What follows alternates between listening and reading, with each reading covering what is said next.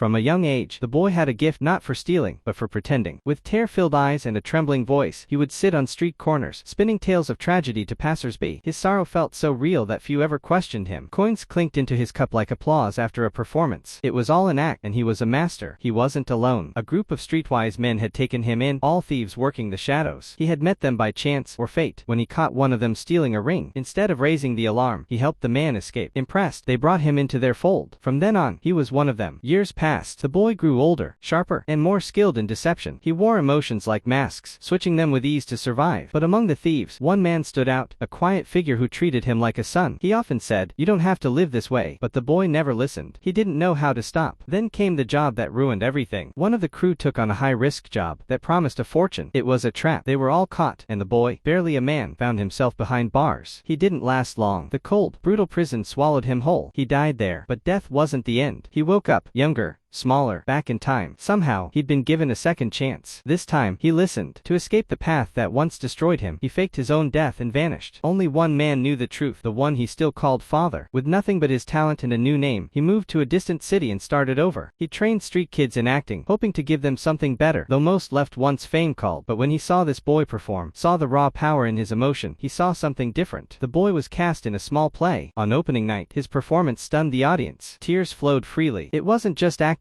It was truth, pain, redemption. That same night, a famous actor sat in the crowd, hidden among the seats. Moved beyond words, he approached the boy afterward with an offer, a role in his next film. "You're not just acting," the actor said. "You're living every scene. The world needs to see that." And so, from the ashes of a broken life, a new star began to rise, not because he lied, but because he finally chose to tell the truth.